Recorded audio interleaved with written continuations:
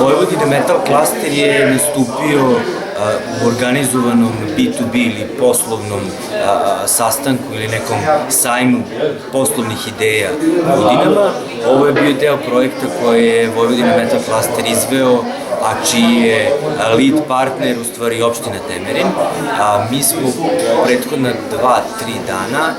uspeli da obiđemo ključne igrače u privrednom svetu regiona Fruli, Venecija i Đulija, znači grad Udine i neka okolina, i praktično smo se upoznali sa nekim projektnim idejama u kojoj su uključeni Univerzitet u Udinama, njihova privredna komora, zatim Frul Inovacione, to je centar za transfer tehnologija ovog regiona, i još po nekim projektnim idejama koje postoje.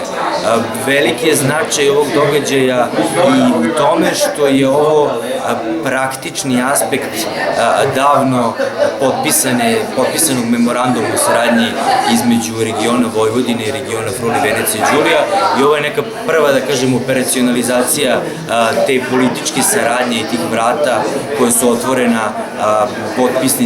potpisivanjem sporazuma od strane predsednika Pajtića i predsednika Tonda, praktično zastupnika ova dva regiona i predstavnika ova dva regiona. U narednom periodu, ja sam tokom ovog događaja već čuo par nekih ideja, predviđa se značajno unapređenje saradnje, znači od saradnje u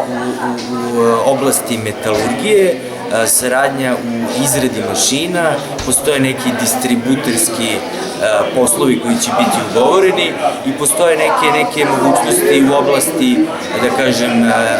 projekata koje finansira Evropska unija, a u čemu region Fruli, Venecija i Đulija ima značajnije, veće i jače iskustvo.